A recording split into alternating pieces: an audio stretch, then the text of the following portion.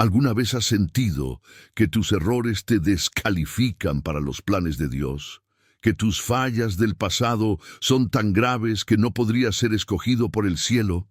Te miras al espejo y piensas, ¿cómo podría Dios elegir a alguien como yo? Entonces detente, porque este mensaje es para ti. ¿Y si te dijera que Cristo no elige a los perfectos? ¿Y si te dijera que Él mira lo que nadie más ve? Que donde tú ves ruina, Él ve propósito, que donde otros ven vergüenza, Él ve una historia que puede transformar generaciones. Y si te dijera que, a pesar de tus errores, de tus caídas, de todo aquello que tú quisieras borrar de tu pasado, Cristo sigue eligiéndote, no por ignorancia, sino con conocimiento total de quién eres. Este mensaje no es para quienes creen que ya lo han logrado, es para los quebrados, para los heridos, para los que se sienten demasiado sucios para levantar las manos, para los que alguna vez pensaron, ya no tengo arreglo, Dios no puede usarme, fallé demasiado. Lo que estás a punto de descubrir en este video podría arrancarte la culpa, sanarte la identidad y devolverte la voz que el enemigo intentó silenciar. Porque hay un misterio sagrado que pocos enseñan. Dios no solo te conoce, te escogió con pleno conocimiento de tus errores, y aún así te llamó. Hoy vamos a explorar historias de hombres y mujeres que fueron elegidos no después de ser restaurados, sino para ser restaurados, que fueron escogidos con heridas abiertas, con pasados turbios, con traiciones cometidas, personas que la religión habría rechazado, pero que el cielo abrazó. Y vas a entender que tu peor fracaso no es un punto final, es el punto de partida para la gloria de Dios. Antes de comenzar, escribe en los comentarios esta frase: Cristo me elige incluso cuando yo no me elegiría. Hazlo como acto de fe, como declaración espiritual, porque hoy comienza un proceso de redención, y tu comentario es más que un texto, es una llave. Dale me gusta a este video, porque eso ayuda a que personas que están cargando culpas que no les pertenecen también encuentren esta verdad. No estás solo. Y al interactuar con este mensaje, estás extendiendo una cuerda de esperanza a otros que también necesitan oír que Cristo sigue escogiendo corazones rotos. Suscríbete si aún no lo has hecho. Este canal no es un lugar más en Internet. Es una sala de encuentros. Aquí las historias rotas encuentran propósito. Aquí las voces silenciadas vuelven a hablar. Aquí los descartados por el mundo descubren que para Dios son tesoros escondidos. Y si ya eres parte de esta comunidad, gracias. No eres uno más, eres parte del remanente que decidió quedarse cuando todo parecía perdido. Por eso, antes de comenzar, comenta: paz en Cristo. Ese es nuestro código de familia, nuestro saludo espiritual. Y también una declaración de que estamos listos para recibir lo que el Espíritu quiere darnos. Y escucha esto con atención. La penúltima enseñanza de hoy podría contener la revelación que transformará tu forma de verte para siempre. Podría mostrarte el momento exacto en que Dios decidió usarte, cuando tú pensabas que todo había terminado. Quédate hasta el final. No te distraigas. No te sueltes. Porque estás por entrar a un viaje en el que cada herida puede convertirse en un altar. Cristo no te elige a pesar de tus errores, te elige con ellos, para sanarlos, para redimirlos y para usarlos como testimonio. Vamos a comenzar. 1. Pedro, el discípulo que negó, y aún así fue llamado a pastorear Pedro. Piedra, pescador impulsivo, discípulo valiente, el primero en saltar del bote, el primero en declarar que Jesús era el Cristo, el primero en sacar la espada en Getsemaní, pero también el primero en negar a su maestro 3 veces, no una, no por accidente, 3 veces, con miedo, con palabras, con juramento. Y Pedro se acordó de las palabras de Jesús, que le había dicho: antes que cante el gallo, me negarás 3 veces. y saliendo fuera, lloró amargamente. Y Mateo 26:75. Y allí comienza el drama espiritual de muchos, el momento donde tu boca declara lo que tu corazón no soporta, el instante en que fallas no solo a ti, sino a quien más amas, cuando tu debilidad no es un pensamiento, sino un acto. Y no cualquier acto, un acto que traiciona el amor. Pedro no fue un Judas, no vendió a Cristo por monedas, pero lo negó por miedo, por presión, por debilidad humana, y eso lo rompió por dentro, lo aplastó, lloró amargamente, no porque lo atraparon, sino porque entendió lo que hizo, porque recordó las palabras de Jesús, porque el canto del gallo no solo marcó el amanecer, marcó su caída. ¿Te ha pasado? ¿Has sentido que en el momento clave no estuviste a la altura? ¿Has sentido que traicionaste lo que creías? ¿Que tus errores fueron demasiado lejos? Pedro también.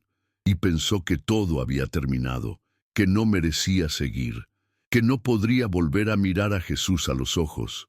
Pero aquí comienza el misterio de la gracia. Jesús no solo sabía que Pedro lo negaría, ya lo había incluido en su restauración antes de que cayera. Simón, Simón, he aquí Satanás os ha pedido para zarandearos como a trigo, pero yo he rogado por ti, que tu fe no falte. Y tú, una vez vuelto, confirma a tus hermanos. Lucas 22, 31, 32. ¿Lo ves? Jesús ya había rogado por él, ya había visto su restauración, ya le había dado un propósito posterior. Antes del fracaso, ya había planeado el regreso. Pedro cayó. Sí, pero no fue desechado. Fue redirigido, fue reenfocado, fue preparado, porque el llamado de Cristo no es frágil. No depende de tu rendimiento perfecto, depende de su elección eterna. Y entonces ocurre una escena que solo el cielo pudo planear. Después de resucitar, Jesús aparece junto al mar, el lugar donde todo comenzó, donde Pedro fue llamado la primera vez, y ahora donde sería llamado otra vez. Pedro había vuelto a pescar, había vuelto a lo conocido, tal vez pensando que ya no servía para más, que lo mejor que podía hacer era regresar a su antigua vida.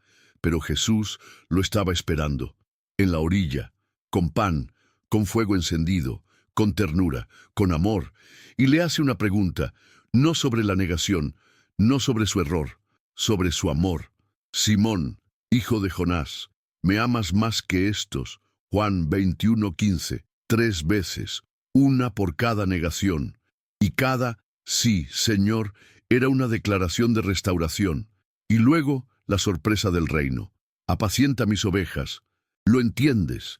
El que negó es el que fue llamado a pastorear. El que falló es el que fue confiado con lo más valioso, las ovejas de Cristo. Aquí el Espíritu te muestra algo que el enemigo no quiere que sepas. Tu error no cancela tu llamado. Lo puede quebrar, pero también lo puede profundizar, porque el quebranto te hace humilde, te hace sensible, te hace pastor de corazones rotos, y el cielo ama levantar pastores que saben lo que es caer, que saben lo que es ser restaurados. Pedro, después de esa conversación, nunca volvió a ser el mismo, no porque lo reprocharon, sino porque lo amaron, y ese amor lo transformó. Ese amor lo hizo fuerte, tanto que en el libro de Hechos es él quien se levanta con autoridad para predicar. Es él quien sana a los enfermos, es él quien enfrenta al Sanedrín, es él quien lidera la iglesia, es él quien escribe epístolas con sabiduría celestial. El que negó se convirtió en columna. ¿Y tú, te sientes como Pedro? ¿Sientes que tu error fue muy grande, que negaste tu fe en algún momento, que caíste cuando prometiste estar firme? Entonces escucha esto con toda el alma. Cristo ya lo sabía. Cristo ya rogó por ti. Cristo ya preparó tu desayuno en la orilla. Cristo ya encendió el fuego para recibirte. Cristo ya preguntó por tu amor. Y Cristo todavía te llama, todavía te quiere, todavía te elige, porque tú no eres el error. Tú no eres la caída. Tú eres la piedra en la que Él edificará algo nuevo. Así fue probado Pedro, con traición, con lágrimas, con silencio, con vergüenza, y así fue restaurado, con una pregunta, con un desayuno, con un llamado, y así serás tú. Si te atreves a decir, sí, Señor, tú sabes que te amo. Aunque tu corazón aún tiemble, Él no está buscando perfección, está buscando sinceridad. Y con eso hará de ti un pastor, un predicador, un testigo, un ejemplo vivo de lo que significa ser elegido, a pesar del error. 2. Moisés, el homicida que fue llamado a liberar a una nación. Moisés no comenzó su historia como un líder santo.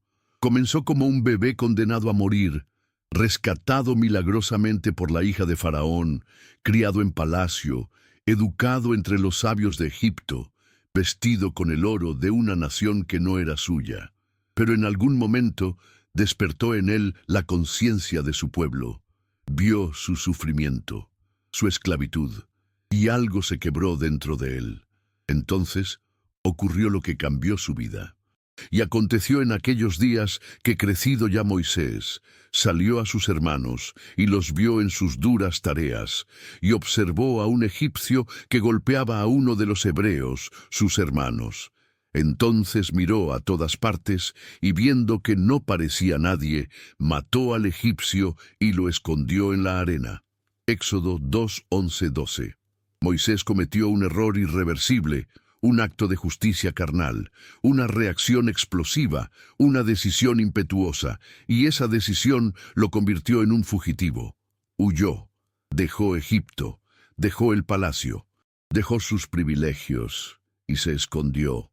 No por un día, no por una semana, por 40 años en el desierto, cuidando ovejas ajenas, oliendo a polvo, olvidado por los hombres y, quizá lo más duro, pensando que Dios también lo había olvidado. Y tú, que alguna vez cometiste un error grave, tú que sabes lo que es sentir culpa, vergüenza, culpabilidad secreta, puedes ver en Moisés el reflejo de tu propia alma. Porque Moisés no mató por accidente, no fue una equivocación ligera, fue una decisión que lo marcó para siempre. Pero aquí entra el misterio de la gracia, el lenguaje eterno del cielo, el modo divino de redimir lo que el mundo descarta. Dios no apareció en el palacio. Dios no llamó a Moisés cuando tenía túnicas reales. Dios lo llamó cuando olía a oveja, cuando su bastón era de pastor y no de príncipe, cuando sus manos estaban ásperas y no decoradas, y se le apareció el ángel de Jehová en una llama de fuego en medio de una zarza. El Éxodo 3:2, un arbusto que ardía pero no se consumía, una señal en el desierto, un altar en medio del anonimato, una voz que interrumpió el exilio autoimpuesto. Moisés, Moisés, y él respondió, heme aquí. Éxodo 3:4. Dios lo llamó por nombre, no dijo, tú el asesino, no dijo, tú el fugitivo, dijo, Moisés. Porque el cielo no te llama por tu pecado, te llama por tu propósito. Y esa zarza ardiente no solo era una visión, era una declaración. A pesar de tu pasado, yo te quiero enviar. Ven, por tanto, ahora, y te enviaré a Faraón, para que saques de Egipto a mi pueblo, los hijos de Israel. Éxodo 3:10. ¡Qué paradoja! El que huyó de Faraón ahora debía regresar para confrontarlo. El que fracasó en su intento humano de liberar, ahora sería el instrumento divino para una liberación eterna. Pero Moisés no se sintió listo, no se sintió digno, no se sintió capaz. ¿Quién soy yo para que vaya a Faraón y saque de Egipto a los hijos de Israel? Éxodo 3:11. Y Dios respondió como solo Él sabe responder, no exaltando las credenciales de Moisés, sino ofreciendo su propia presencia. Ve, porque yo estaré contigo. Éxodo 3:12. No dijo, tú puedes, dijo, yo voy. No dijo, eres perfecto, dijo, yo soy. Porque el llamado de Dios nunca depende de la limpieza del pasado, sino de la certeza de su compañía. Moisés fue probado por el fuego del fracaso, pero fue llamado desde el fuego de la revelación. Y tú, que tal vez cargas con un acto que te persigue, con un error que te define, con un recuerdo que te atormenta, necesitas saber esto. Dios aún tiene un arbusto que arde para ti, aún tiene una voz que te llama por tu nombre, aún tiene un pueblo que necesita ser liberado y quiere hacerlo contigo. Moisés no fue llamado a pesar de su pasado, fue llamado con todo su pasado, porque solo alguien que conoce el dolor puede ser usado para sacar a otros del sufrimiento. Su carácter fue pulido en el desierto, su orgullo quebrantado, su fe despertada, y el bastón que una vez usó para guiar ovejas se convirtió en el instrumento que dividió mares. ¿Te das cuenta? Dios no le dio un cetro, le dio una vara, porque no se trata de lo que aparentas, sino de lo que llevas en la mano. No se trata de tu pasado, sino de tu obediencia. No se trata de tu reputación, sino de su elección. Así fue probado Moisés, con error, con exilio, con soledad, y así fue llamado, con fuego, con propósito, con nombre, y así puedes ser tú. No importa si has huido, no importa si cometiste algo que nadie sabe, Dios aún puede encender una zarza para ti, aún puede devolverte tu nombre, aún puede usarte para liberar a otros, porque Él no elige a los que nunca fallan, Él elige a los que, aún fallando, están dispuestos a volver. Dios te está llamando. Y tu historia, incluso con sus manchas, puede ser el canal por donde muchos otros encontrarán libertad. Porque el Dios de Moisés sigue llamando desde el fuego. Y tú sigues a tiempo de decir, heme aquí. 3. La mujer samaritana. La marginada que se convirtió en evangelista de una ciudad. El sol caía a plomo sobre el pozo de Jacob. Era mediodía, la hora más calurosa del día, una hora en la que nadie, ninguna mujer decente, salía a buscar agua, salvo una. Ella caminaba sola, con pasos que ya sabían lo que era el rechazo, con un cántaro vacío y un corazón aún más seco. No tenía nombre ante los hombres, pero tenía una historia marcada por errores, por fracasos, por señalamientos, por vergüenza. Había tenido 5 maridos, y el 6.º hombre con el que vivía ni siquiera era su esposo. Para su cultura, para su religión, para su entorno, ella era impura, descartada, invisible, y sin embargo, en ese día, en esa hora equivocada, Cristo decidió esperarla. No fue una coincidencia, no fue casualidad, fue una cita divina, y era necesario pasar por Samaria. Juan 4:4. Jesús no pasaba por Samaria porque fuera el camino más corto. Pasaba porque allí estaba una mujer que nadie veía, pero que Él había elegido. A pesar de sus errores, a pesar de su pasado, a pesar de su reputación, se sentó junto al pozo, cansado, sediento, esperando por ella. Vino una mujer de Samaria a sacar agua, y Jesús le dijo, «Dame de beber». Juan 4:7. No le habló con juicio, no le lanzó reproches. No empezó por su pecado, empezó por un pedido, porque en el reino la gracia comienza con comunión. Ella se sorprende. ¿Cómo un judío le habla a una samaritana? ¿Cómo un hombre santo le dirige la palabra a una mujer marcada por la inmoralidad? Pero Cristo no sigue normas sociales, no evita lo impuro. Él se acerca a redimir, a sanar, a restaurar. Si conocieras el don de Dios y quién es el que te dice, «Dame de beber», tú le pedirías y Él te daría agua viva. Juan 4:10, agua viva. No la que se guarda en cántaros, la que sana el alma, la que refresca la conciencia, la que limpia las memorias, la que llena el lugar que ningún hombre pudo llenar.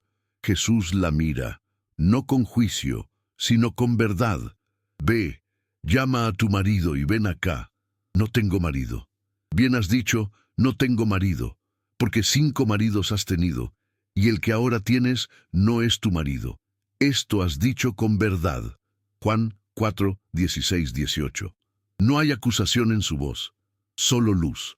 La luz que expone sin destruir, la verdad que confronta sin condenar, el amor que señala para sanar, y ella queda expuesta. Sí, pero no para ser destruida, sino para ser transformada, para ser reconstruida, para ser comisionada. La conversación continúa. Ella cambia el tema, habla de adoración, de templos, de diferencias, y Jesús la guía, sin violencia, hacia la revelación más profunda. Yo soy el que habla contigo. Juan 4:26. Él se revela como el Mesías, no a los fariseos, no a los líderes, no en el templo, a ella, a una mujer marcada, a una samaritana impura, a una pecadora pública, porque el reino no se basa en el currículum, se basa en la sed, y ella tenía sed, más profunda que el agua, más honda que el pozo. Y entonces ocurre lo glorioso. Entonces la mujer dejó su cántaro y fue a la ciudad, y dijo a los hombres: «Venid, ved a un hombre que me ha dicho todo cuanto he hecho. ¿No será este el Cristo?» Juan 4, 28, 29. Dejó el cántaro. Lo que había venido a buscar ya no era prioridad, porque algo había cambiado en su interior. La vergüenza fue reemplazada por valentía, el rechazo por una voz profética, la soledad por una misión. Ella no volvió a esconderse, corrió a la ciudad, a los mismos que la despreciaban, a los que conocían su pasado, y predicó, sin título, sin micrófono, sin permiso, solo con el testimonio de alguien que fue visto por Cristo, y aún así fue amado. Y muchos de los samaritanos de aquella ciudad creyeron en él por la palabra de la mujer que daba testimonio. Juan 4:39. ¿Puedes entender el poder de esto? La marginada fue misionera, la impura fue usada, la olvidada fue escogida, la errante fue enviada. Y tú, que alguna vez cargaste con etiquetas, con pecados públicos o secretos, con historias que quisieras borrar, tú también puedes ser usado, tú también puedes ser llamado, tú también puedes soltar el cántaro y comenzar a anunciar. Porque Jesús no eligió a la samaritana después de que cambiara, la eligió en medio de su historia, y eso la cambió. Así fue probada ella, con vergüenza, con aislamiento, con 6 intentos fallidos de ser amada, y así fue transformada, con una conversación, con una mirada, con una revelación, y así puedes ser tú. No necesitas ser perfecta, solo necesitas estar sedienta, y si vienes al pozo con tu cántaro vacío, Cristo te dirá lo mismo. Si supieras quién soy, me pedirías agua viva, y nunca más tendrás sed. Él aún se sienta junto al pozo, aún espera a los rechazados, aún convierte errores en testimonios, aún elige, como lo hizo con ella, a pesar de todo. 4. El rey David, el ungido que falló, y fue restaurado por amor David. El hombre conforme al corazón de Dios, el pastor que venció al gigante, el salmista que escribió cantos eternos, el ungido que fue perseguido, probado y finalmente coronado rey de Israel. David no era cualquiera. Era alguien con un historial de fe, una vida marcada por milagros, un corazón íntimo con Dios. Pero incluso los más ungidos pueden caer, y su caída no fue pequeña. No fue un desliz casual, fue un abismo moral, una tragedia espiritual, un eco de lo que puede suceder cuando se pierde la vigilancia. Aconteció un día, al caer la tarde, que se levantó David de su lecho y se paseaba sobre el terrado de la casa real, y vio desde el terrado a una mujer que se estaba bañando, la cual era muy hermosa. 1 Samuel 11:2. Esa mujer era Betsabé, casada, inaccesible, pero David no se detuvo, mandó a llamar, se acostó con ella y ella quedó embarazada. Y entonces, en vez de confesar, en vez de arrepentirse, David intentó encubrir, manipuló, engañó, y cuando todo falló, mandó matar al esposo, Urías, no con su espada, pero sí con su orden. David cometió adulterio y luego homicidio. Este era el hombre conforme al corazón de Dios. Este era el adorador que danzaba delante del arca. Este era el salmista que hablaba con Dios como nadie más. Sí, porque incluso los elegidos pueden caer. Y no solo caer, pueden hundirse en lo que juraron nunca hacer. Aquí el Espíritu revela algo que todo creyente necesita entender. Tu llamado no te inmuniza contra la tentación. Tu unción no elimina tu carne. Tu historia con Dios no borra tu necesidad de vigilancia diaria. David lo olvidó y cayó, y el silencio se volvió su cárcel. Porque durante un tiempo David no escribió salmos, no lideró batallas, no adoró con libertad. Vivía, pero por dentro estaba muerto. Su pecado lo estaba consumiendo, hasta que Dios envió a Natán, un profeta, una voz, un espejo, un canal de confrontación. Tú eres ese hombre. 2 Samuel 12:7. David quedó expuesto, pero en vez de justificar, en vez de culpar, en vez de huir, se quebró y confesó y lloró y escribió uno de los salmos más dolorosos y más hermosos. Ten piedad de mí, oh Dios, conforme a tu misericordia, conforme a la multitud de tus piedades borra mis rebeliones. Lávame más y más de mi maldad y límpiame de mi pecado. Salmo 51, 1-2. No pidió conservar el trono, no pidió salvar su imagen, pidió ser limpio, pidió ser restaurado, pidió que el Espíritu no lo abandonara. Crea en mí, oh Dios, un corazón limpio, y renueva un espíritu recto dentro de mí. No me eches de delante de ti, y no quites de mí tu Santo Espíritu. Salmo 51, 10, 11. Porque David sabía que lo hacía rey no era la corona, era la presencia. Y eso fue lo que suplicó. Y Dios lo perdonó. No eliminó las consecuencias, pero restauró la relación. No borró la historia, pero redimió el corazón. La gracia de Dios no siempre elimina el pasado, pero sí transforma el futuro. David volvió a cantar, volvió a escribir, volvió a reinar, pero diferente, más quebrantado, más sabio, más dependiente. Y su historia quedó allí, no como un escándalo, sino como un recordatorio eterno de que Dios no desecha a quienes caen. Dios restaura a quienes se rinden. ¿Y tú? ¿Has cometido errores que nadie conoce? ¿Has caído en cosas que juraste nunca hacer? ¿Cargas con culpas que te impiden adorar con libertad? Entonces, escúchalo bien. Dios no ha quitado sus ojos de ti.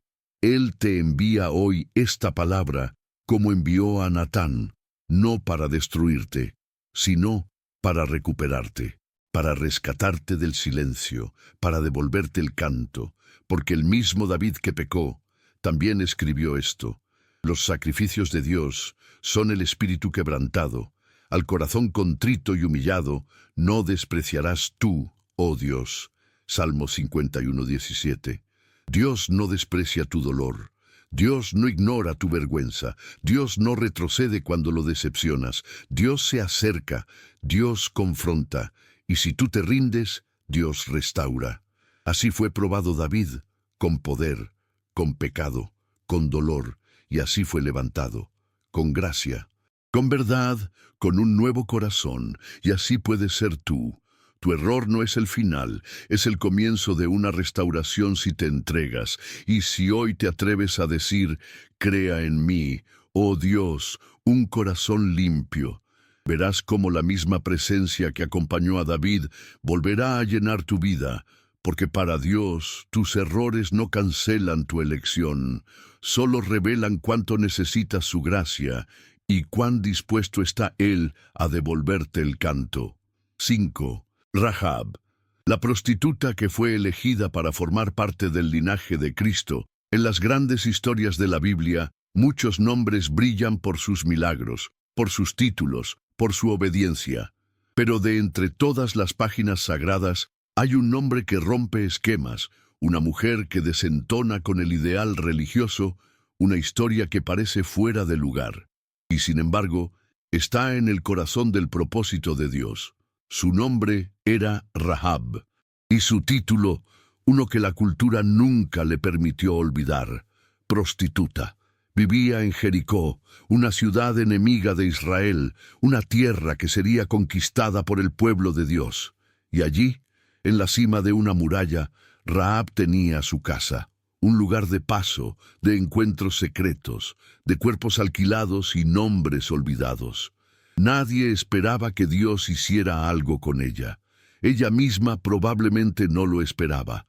Pero el cielo no elige según la etiqueta social. El cielo escoge según el corazón.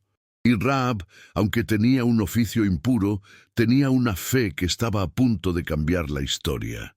Cuando los espías israelitas llegaron a Jericó, ella los escondió, los protegió, arriesgó su vida por ellos, y no lo hizo por dinero, lo hizo por convicción. Sé que Jehová os ha dado esta tierra, porque el temor de vosotros ha caído sobre nosotros. Jehová, vuestro Dios, es Dios arriba en los cielos y abajo en la tierra. Josué 2, 9, 11. ¿Lo ves? Ella no había asistido a una sinagoga. No había recibido leyes, no había tenido un discipulado, pero ya creía, ya reconocía al Dios verdadero. Su pasado no había anulado su fe, y su fe estaba a punto de redimir su futuro. Aquí el Espíritu revela una verdad escandalosa para el alma religiosa. Dios no espera que seas limpio para usarte, te usa para limpiarte. No te llama porque eres perfecto, te llama porque sabe lo que puede hacer contigo, aún en medio del lodo. Rahab escondió a los espías en su techo, mintió para protegerlos.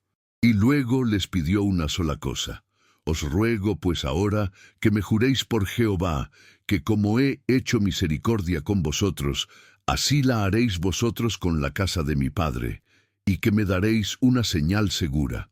Josué 2:12. Esa señal fue un cordón de grana, un hilo rojo atado a su ventana, una marca visible que diría: aquí hay fe, aquí hay redención, aquí la sangre ya está obrando. ¿Puedes percibir la profecía detrás de ese cordón?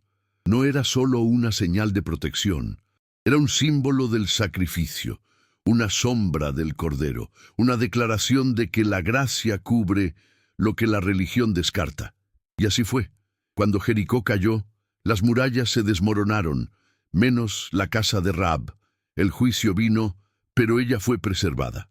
El fuego arrasó, pero ella fue rescatada. Y no solo eso, Rahab fue incluida, recibida, adoptada en el pueblo de Dios, amada por el cielo. Tanto así que años más tarde se casó con un hombre llamado Salmón. Y de esa unión nació Booz, y de Booz Obed, y de Obed Isaí, y de Isaí David, y de David vino Jesús. Rahab, la prostituta, se convirtió en parte del linaje del Mesías. Su nombre aparece en Mateo 1, entre las generaciones que llevaron a Cristo al mundo. ¿Lo comprendes? Dios no solo la perdonó, la honró, la injertó en su propósito, la hizo abuela de reyes y madre de redención. El cielo no se escandaliza de tus errores, se especializa en redimirlos, en transformar a la impura en portadora de linaje, en convertir el nombre que usaron para humillarte en el testimonio que usarás para liberar a otros. Rahab no predicó en púlpitos, no escribió salmos, pero con su fe derribó murallas. Con su acto abrió una puerta para la promesa. Y tú, que tal vez has sido señalado, etiquetado, juzgado por tu pasado, escucha con el corazón. Tu historia aún no ha terminado. Dios puede usar tu ventana, tu techo, tus lágrimas, tu dolor, como escenario de redención. No escondas tu cordón de grana. No ocultes tu pasado redimido. Muéstralo, porque puede ser la señal que salve a otros, puede ser el hilo que conecte tu historia con la de muchos más. Así fue probada Rahab, con pecado, con marginación, con riesgo, y así fue escogida, con fe, con osadía, con obediencia. Y así serás tú. No eres lo que hiciste, no eres lo que te llamaron, no eres lo que te contaron. Eres lo que Cristo declaró, un linaje escogido, real sacerdocio, nación santa, pueblo adquirido por Dios. Leen Pedro 2:9. Y si Él pudo usar a Rahab, también puede usarte a ti, con tu historia, con tu cicatriz, con tu fe sencilla pero firme, porque el Dios que eligió a una prostituta sigue buscando ventanas con cordón rojo para hacer descender su propósito eterno. 6. Pablo. El perseguidor de cristianos que se convirtió en apóstol de naciones, su nombre era Saulo de Tarso. Judío de nacimiento, romano por ciudadanía, fariseo por formación y perseguidor por convicción. Un hombre cuya reputación se construyó sobre el miedo que infundía. El nombre Saulo provocaba escalofríos en los primeros creyentes, porque él no solo rechazaba el mensaje de Cristo, lo combatía, lo perseguía, lo destruía. Saulo, respirando aún amenazas y muerte contra los discípulos del Señor, vino al sumo sacerdote y le pidió cartas para las sinagogas de Damasco, a fin de que si hallase algunos hombres o mujeres de este camino, los trajese presos a Jerusalén. Hechos 9:1-2. Ese era su plan, ese era su propósito, ir ciudad por ciudad, buscar cristianos y encerrarlos. Pero lo que Saulo no sabía es que el Cristo al que él combatía había decidido elegirlo, no después de que cambiara, no cuando estuviera listo, sino allí mismo, cuando aún estaba respirando amenazas, cuando sus pasos se dirigían hacia la maldad. Aquí, el Espíritu te revela una de las verdades más escandalosas del Evangelio. Dios no espera que cambies para llamarte. Él te llama, y en su llamado está el poder para transformarte. Mas yendo por el camino, aconteció que al llegar cerca de Damasco, repentinamente le rodeó un resplandor de luz del cielo. Hechos 9:3. Dios no lo llamó desde el templo, no lo buscó en un momento de adoración, lo interrumpió en plena misión de odio, en el instante más impropio, en el lugar menos esperado, porque la gracia no respeta agendas, la gracia interrumpe, la gracia irrumpe, la gracia te detiene para darte vida. Saulo cae al suelo, y una voz lo atraviesa como espada. Saulo, Saulo, ¿por qué me persigues? No dijo, ¿por qué persigues a mi iglesia? No dijo, ¿por qué encarcelas a mi pueblo? Dijo, ¿por qué me persigues? Porque para Jesús, perseguir a los suyos es perseguirlo a Él, y amar a los suyos es amarlo a Él. Saulo no comprendía. Preguntó con temor, ¿quién eres, Señor? Y la respuesta lo quebró. Yo soy Jesús, a quien tú persigues. Hechos 9:5. En ese momento, el perseguidor se volvió pequeño, ciego, desarmado, y empezó la verdadera conversión, no con gritos, con ceguera, con silencio, con una dependencia absoluta. Fue llevado de la mano a Damasco, 3 días sin ver, 3 días sin comer, 3 días sin entender qué pasaba, porque antes de usarlo, Dios necesitaba desarmarlo. Antes de enviarlo, Dios necesitaba vaciarlo. Y allí entra otro personaje clave, Ananías, un discípulo común, llamado por Dios para ir y orar por aquel que había sido el terror de la iglesia. Ananías tuvo miedo. ¿Quién no lo tendría? Señor, he oído de muchos acerca de este hombre, cuántos males ha hecho a tus santos en Jerusalén. Hechos 9:13. Pero Dios respondió con autoridad, ve, porque instrumento escogido me es este, para llevar mi nombre en presencia de los gentiles, y de reyes, y de los hijos de Israel. Hechos 9:15. ¿Lo ves? Dios no vio a Saulo por lo que era, sino por lo que sería. No por su historial, sino por su propósito. Y Ananías obedeció. Oró por él. Las escamas cayeron. Saulo recibió vista y una nueva identidad. Poco a poco, Saulo se convirtió en Pablo, el perseguidor en predicador, el destructor en constructor, el enemigo en embajador del reino. Pablo escribió la mayoría de las cartas del Nuevo Testamento, fundó iglesias, predicó a emperadores, fue azotado, encarcelado, apedreado, naufragó, pero nunca volvió atrás. Porque el que ha sido perdonado mucho, ama mucho, y él nunca olvidó de dónde Dios lo sacó. Palabra fiel y digna de ser recibida por todos, que Cristo Jesús vino al mundo para salvar a los pecadores, de los cuales yo soy el primero. 1 Timoteo 1:15. Pablo no negaba su pasado, lo usaba como plataforma, como testimonio, como altar, porque cuando Cristo te elige a pesar de tus errores, tu pasado ya no es vergüenza, es mensaje, es historia redimida, es gracia encarnada. Y tú, que te sientes indigno, que piensas que hiciste demasiado mal para ser llamado, mira a Pablo, mira su historia, mira lo que la gracia puede hacer. Si Dios pudo levantar a un asesino de cristianos como apóstol de la fe, ¿qué no podrá hacer contigo? No necesitas ser perfecto, solo necesitas decir como Él, ¿quién eres, Señor? Y luego, ¿qué quieres que yo haga? Hechos 9, 5, 6. Porque esas dos preguntas cambian vidas, cambian destinos, cambian generaciones.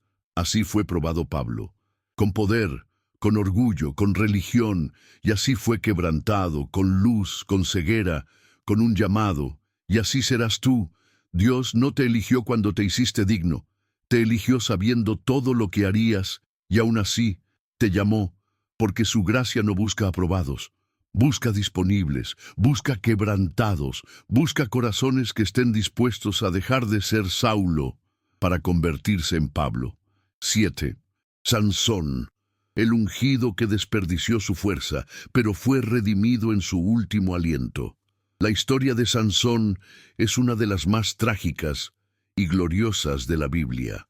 Trágica porque representa el peligro de no valorar lo que Dios te ha dado. Gloriosa porque demuestra que ni siquiera nuestro peor fracaso puede impedirle a Dios cumplir su propósito final. Desde antes de nacer, Sansón fue elegido. Un ángel anunció su llegada. Fue consagrado como nazareo. No podía beber vino, ni tocar lo inmundo, ni cortarse el cabello. Era un voto sagrado, una señal de que pertenecía al Señor. Y con ese llamado, Dios le dio una fuerza sobrenatural, un poder inexplicable, un don que lo hacía invencible ante sus enemigos. Mató a un león con sus propias manos, derrotó ejércitos con una quijada de asno, arrancó las puertas de una ciudad. Pero el problema nunca fue su fuerza, fue su corazón. Sansón sabía que era elegido, pero se volvió confiado. Creía que podía hacer lo que quisiera, porque aún tenía la unción. Empezó a jugar con lo prohibido, a visitar lugares que Dios le había dicho que evitara, a unirse a mujeres filisteas, a enredarse emocional y espiritualmente con quienes no compartían su fe. Y entonces conoció a Dalila, una mujer que, a diferencia de las anteriores, no solo robó su atención, sino que fue instrumento directo del enemigo. Dalila no amaba a Sansón, solo quería descubrir el secreto de su fuerza. Y con palabras suaves, con seducción constante, con manipulación emocional, logró hacerlo caer. Si me amaras, me lo dirías. ¿Cómo puedes decir que me amas si no me confías tu corazón? Hasta que él se rindió. Navaja no ha pasado sobre mi cabeza, porque soy nazareo de Dios desde el vientre de mi madre. Si fuere rapado, mi fuerza se apartará de mí. Jueces 16:17. Y ella esperó que durmiera. Lo traicionó, llamó a los enemigos, le cortó el cabello. Y cuando los filisteos entraron, Sansón se levantó pensando que aún tenía poder, pero ya no estaba el espíritu con él. Pero él no sabía que Jehová ya se había apartado de él. Jueces 16:20. Aquí el Espíritu revela una verdad estremecedora. No se trata de lo que haces para Dios, sino de si su presencia aún está contigo. Puedes mantener la rutina, la apariencia, el lenguaje, pero si el Espíritu ya no está, lo externo no sirve. Sansón fue capturado, le sacaron los ojos. Fue encadenado. llevado como esclavo, usado como entretenimiento en los templos de dioses falsos, el campeón de Israel, humillado ante sus enemigos, el elegido, condenado por su propio orgullo, y ahí, en ese lugar de oscuridad total, de vergüenza pública, de derrota completa, comenzó la redención. Y el cabello de su cabeza comenzó a crecer, después que fue rapado. Jueces 16:22.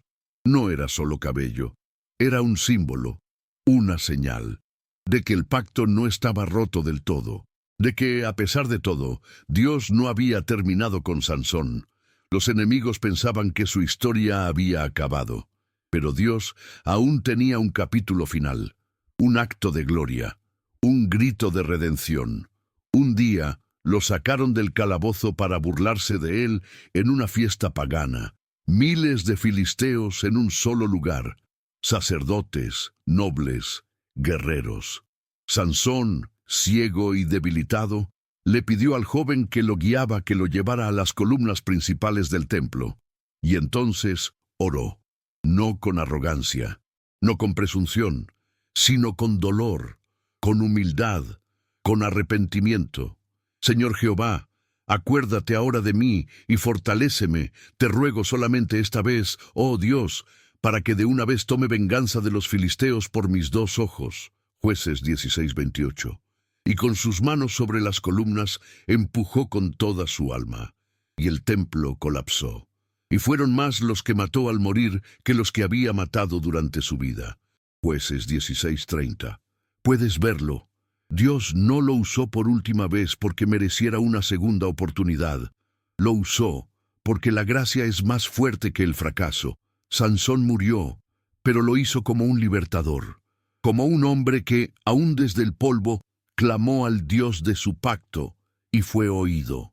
Y tú que quizás has desperdiciado dones, que sientes que arruinaste tu llamado, que jugaste con lo sagrado, que tocaste lo que sabías que no debías tocar, no pienses que todo está perdido. Dios no ha terminado contigo. Aunque estés en la cárcel del remordimiento, aunque sientas que estás ciego, encadenado, humillado, tu cabello está creciendo. Tu pacto sigue allí. Y si te atreves a clamar, el Dios de Sansón puede responderte y darte fuerza una vez más. El enemigo quiere hacerte creer que ya fallaste demasiado, que no puedes volver, que perdiste la unción, pero el cielo dice, si clamas, yo responderé, y aún desde la ruina te usaré.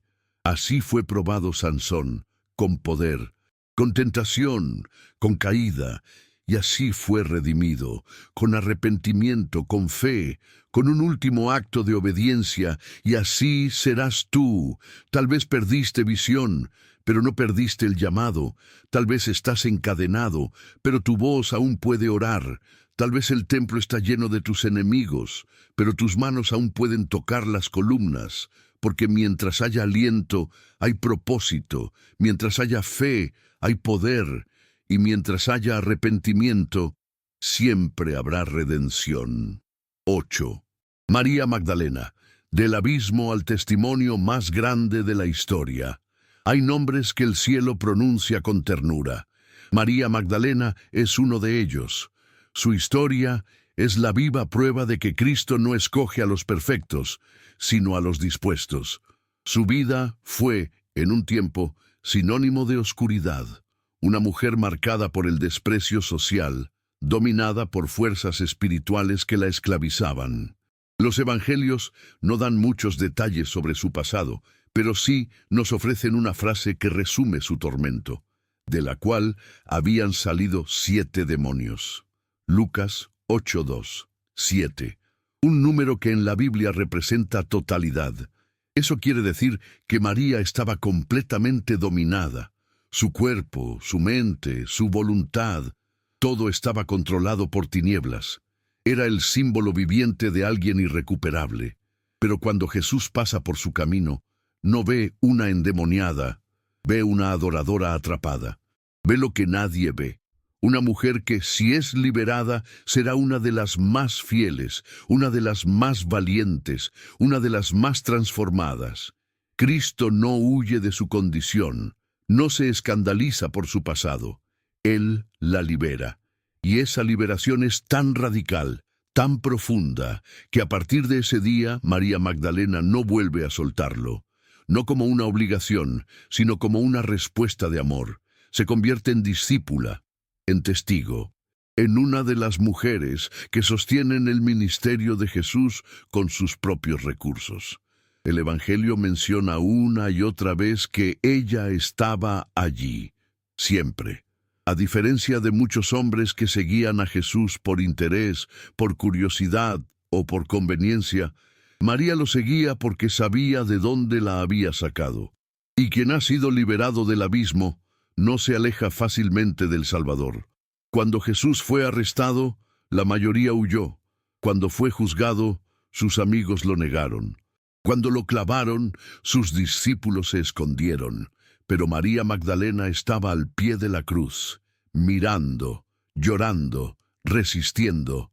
No para hacer un espectáculo, no para figurar en la historia, sino porque su amor era real. Ella no estaba allí por los milagros, estaba por el que la amó cuando nadie más lo hizo. Estaba cuando lo sepultaron. Fue cuando todos se retiraron. Y fue también la primera en ir al sepulcro al amanecer del tercer día, no con expectativas de resurrección, sino con dolor, con fidelidad, con devoción. Fue en ese momento, en la quietud de la madrugada, cuando el mundo aún pensaba que todo había terminado, cuando los cielos se abrieron para honrar a quien el mundo había despreciado. El primer testigo de la resurrección no fue Pedro, no fue Juan, fue María Magdalena.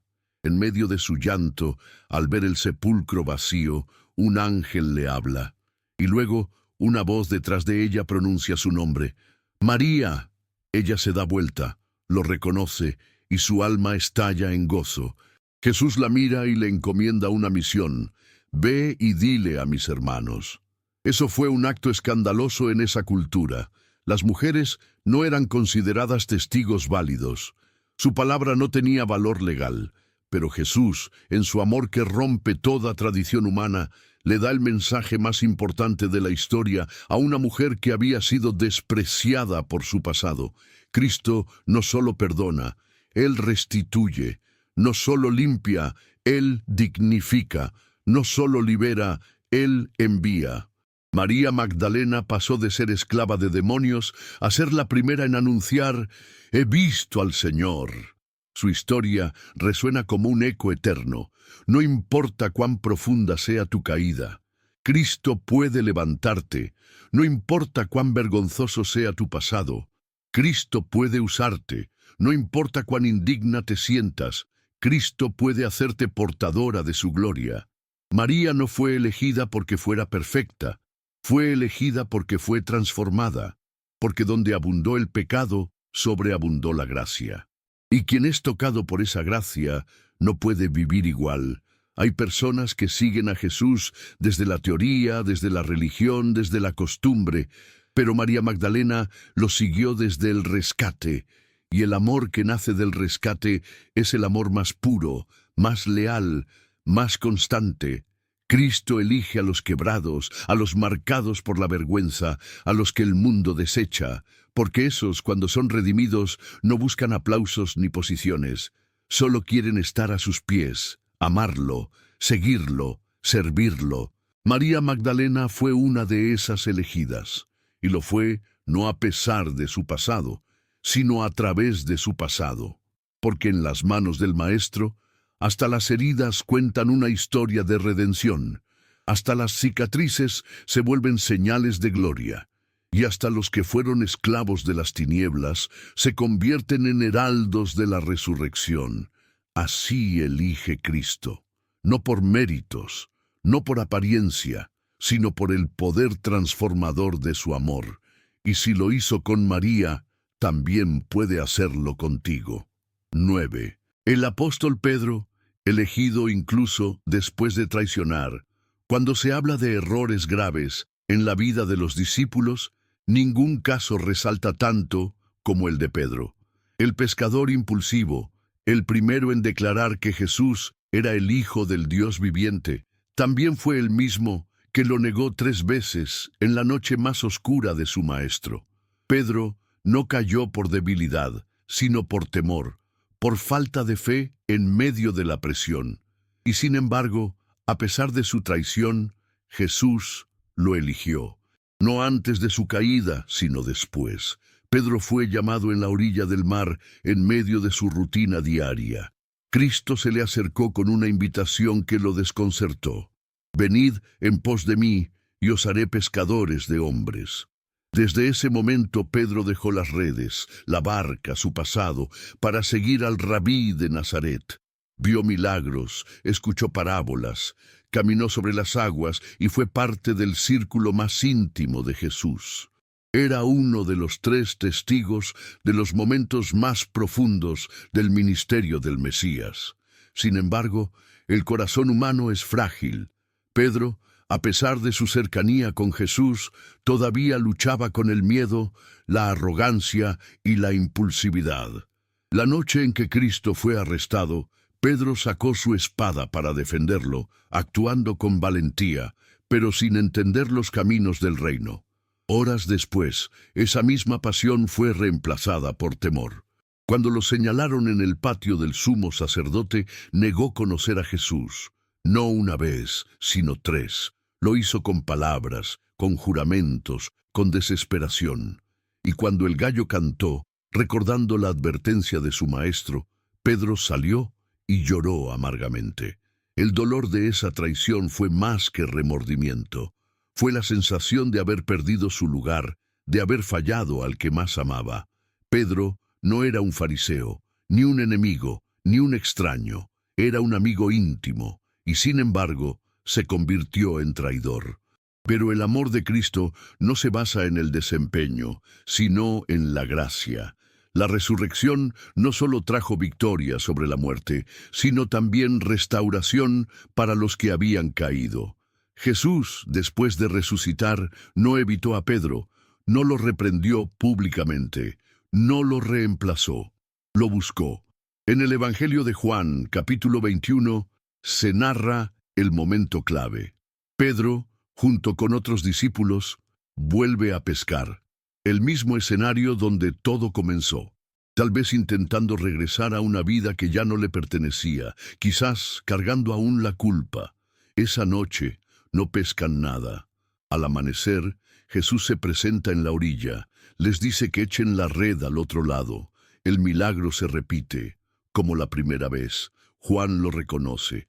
Es el Señor, y Pedro, sin pensarlo, se lanza al agua. Corre hacia él.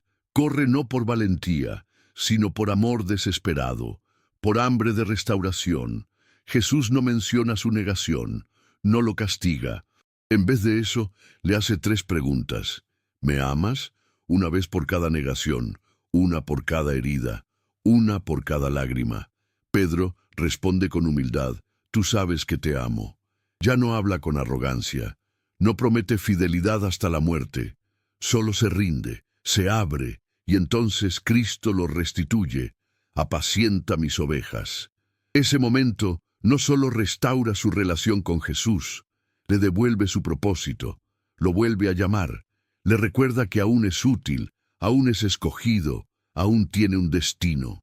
Pedro, el que negó al Maestro, será el que predique el primer sermón en Pentecostés. El que tembló ante una criada, hablará con autoridad ante miles. El que cayó estrepitosamente será columna en la iglesia primitiva. Su pasado no fue borrado, pero fue redimido.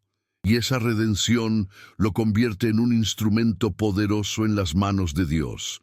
Pedro no fue elegido porque fuera fuerte, fue elegido porque fue quebrantado, porque en su caída entendió la profundidad de la gracia. Y quien ha sido restaurado por esa gracia se convierte en testigo irrefutable de su poder. Cristo no elige a los que tienen un historial impecable, elige a los que reconocen su necesidad, a los que han fallado, pero aún escuchan su voz, a los que lloran su pecado, pero no renuncian a su llamado. Elige a los que se lanzan al mar, no para huir, sino para encontrarlo de nuevo. Pedro nunca volvió a ser el mismo. Su liderazgo no nació de su carácter, sino de su experiencia con la misericordia. Y esa es la marca de los verdaderos siervos, no aquellos que nunca caen, sino los que son levantados y transformados. Su carta, escrita años después, refleja esa madurez espiritual. El Dios de toda gracia, que os llamó a su gloria eterna en Jesucristo, después que hayáis padecido un poco de tiempo, Él mismo os perfeccione, afirme, fortalezca y establezca. Mira Pedro 5:10. Pedro conocía esa gracia, la había probado, la había necesitado. Por eso, cuando escribía, no hablaba desde una torre de perfección, sino desde el polvo de alguien que fue rescatado. Su vida se convierte en una invitación permanente.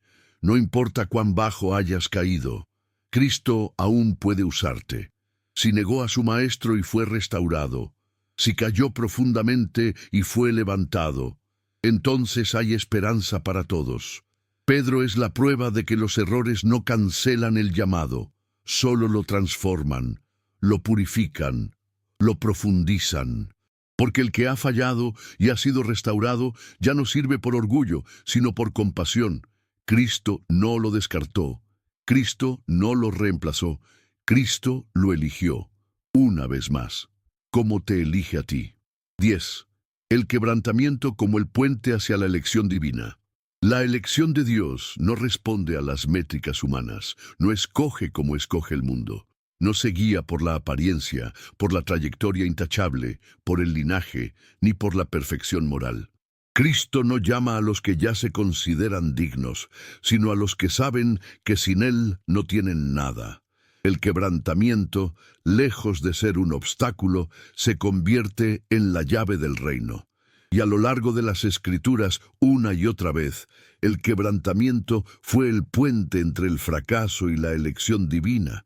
Cristo elige desde la profundidad de su misericordia y lo hace en medio de las ruinas emocionales, espirituales y morales de quienes menos lo esperan. No por ignorancia de sus fallas, sino con pleno conocimiento de ellas, y en su infinita sabiduría convierte ese quebrantamiento en plataforma para el propósito. Uno de los ejemplos más impactantes es el del apóstol Pablo. Antes llamado Saulo de Tarso, era perseguidor de la iglesia, violento, celoso de la ley, cómplice del asesinato de cristianos. Si alguien estaba lejos del llamado divino, era él. Y sin embargo, en el momento más improbable, mientras cabalgaba hacia Damasco con intenciones de encarcelar discípulos, Cristo lo interceptó. Una luz del cielo lo derribó, lo dejó ciego, lo silenció. Dios lo detuvo no con castigo, sino con gracia. En ese encuentro sobrenatural, Cristo le dijo: «Saulo, Saulo, ¿por qué me persigues?». Y en esa pregunta le reveló su verdadera ceguera espiritual. La caída de Saulo fue literal y simbólica. Cayó de su arrogancia, de su posición, de su ideología. Y en esa caída Cristo plantó una semilla de propósito. Cuando Ananías, temeroso, recibió la instrucción de orar por Saulo, Dios le dijo: «Ve, porque instrumento escogido me es este, para llevar mi nombre en presencia de los gentiles, y de reyes, y de los hijos de Israel». Hechos 9:15. Escogido, no después de haberse reformado, no cuando ya estaba predicando. Escogido en medio de su oscuridad. Cristo vio en él no lo que era, sino lo que la gracia podía hacer en él. Pablo nunca olvidó ese encuentro. Lo mencionó en sus cartas con reverencia y humildad. Se llamaba a sí mismo el menor de los apóstoles, el primero de los pecadores, el que fue alcanzado por misericordia, porque su vida entera fue marcada por la verdad de que Dios lo eligió no por sus méritos, sino a pesar de ellos. Y por eso predicaba con fuego, por eso escribía con pasión, porque cada día era una extensión del milagro de su elección. La historia de Pablo nos recuerda que Dios puede usar incluso nuestros peores capítulos para escribir su mejor obra. Los errores, las persecuciones, el orgullo, fueron parte del proceso que Dios redimió. No fueron borrados del pasado, pero sí usados para el futuro. Pablo hablaba con autoridad sobre la gracia porque la necesitó, enseñaba sobre el perdón porque lo recibió, amonestaba a los creyentes porque sabía lo que era estar perdido. Ese patrón divino se repite una y otra vez. David, el hombre conforme al corazón de Dios, fue adúltero y asesino, pero cuando fue confrontado no se excusó, se quebrantó. Contra ti solo he pecado, escribió en el Salmo 51, y en ese acto de humildad nació una restauración profunda. Dios no eliminó las consecuencias de sus actos, pero sí afirmó su elección. Lo mantuvo como rey, como profeta, como salmista, porque lo que Dios comienza, Él mismo lo perfecciona.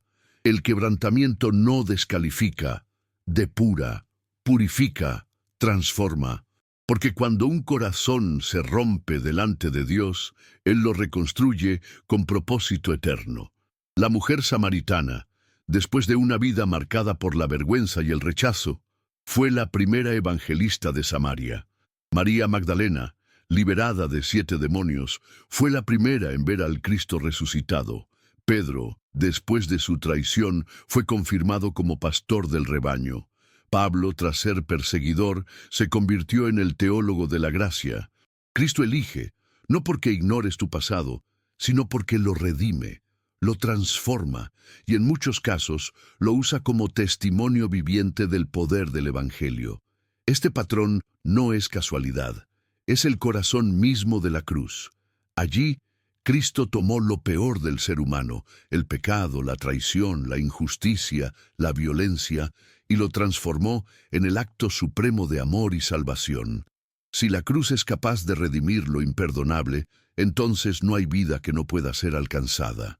El propósito de Dios es más fuerte que el error humano, y cuando alguien se rinde, cuando admite su necesidad, cuando deja de esconder sus fallas y se presenta desnudo ante la gracia, entonces ocurre el milagro de la elección. Cristo extiende su mano, no para señalar, sino para levantar.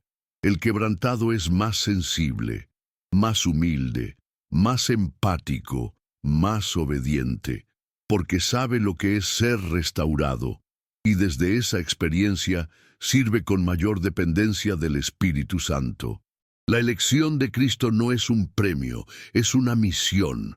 No se basa en méritos, sino en amor, y si hoy alguien se siente indigno, torpe, sucio, irreparable, entonces está en el lugar perfecto para ser escogido, porque Dios no llama a los capacitados, capacita a los llamados y muchas veces llama a los que están rotos, para que nadie se gloríe, para que toda la gloria sea de Él. La Escritura lo afirma con poder. Dios escogió lo necio del mundo para avergonzar a los sabios, y Dios escogió lo débil del mundo para avergonzar a lo fuerte, y lo vil del mundo y lo despreciado escogió Dios, para que nadie se jacte en su presencia. 1 Corintios 1, 27-29. Así actúa Cristo, así elige. Y esa es la mejor noticia para una humanidad rota. Si hay fracaso, puede haber llamado. Si hay lágrimas, puede haber propósito. Si hay rendición, puede haber restauración. Y si hay quebrantamiento, hay elección, porque Cristo sigue buscando corazones sinceros, no perfectos, sino verdaderos. Y en esos corazones, Él planta su reino. La certeza de que Cristo te elige, a pesar de tus errores, es un ancla para el alma en medio de la tormenta de la culpa y la autocrítica, porque en el camino de la fe es inevitable tropezar, caer y sentir que hemos perdido el favor divino. Pero esa no es la historia definitiva que Dios escribe para nosotros. Él es un Dios que levanta a los caídos, que restaura a los quebrantados y que llama a los imperfectos para que sean sus instrumentos. Cuando reconocemos que somos elegidos no por nuestra perfección, sino por su gracia, se abre un espacio de libertad espiritual que nos libera de la esclavitud del fracaso. Ya no tenemos que ocultar nuestras heridas ni fingir fortaleza. Podemos acercarnos a Cristo con toda nuestra fragilidad, sabiendo que Él no nos rechazará, sino que nos recibirá con amor infinito. Este conocimiento transforma radicalmente nuestra relación con Dios y con nosotros mismos. Nos invita a vivir no desde la culpa, sino desde la misericordia, a entender que cada error puede ser un peldaño hacia la madurez espiritual, siempre y cuando lo entreguemos en manos de aquel que es capaz de redimirlo. Además, ser elegidos a pesar de nuestras fallas implica una responsabilidad, responder a esa elección con humildad, con gratitud y con compromiso. No para ganar su favor, porque ya lo tenemos, sino para honrar la oportunidad que se nos ha dado de ser transformados y usados para su gloria. Esta respuesta es un acto de fe activa que se manifiesta en obediencia, servicio y amor hacia los demás. En la vida diaria, enfrentar nuestros errores con esta perspectiva es liberador.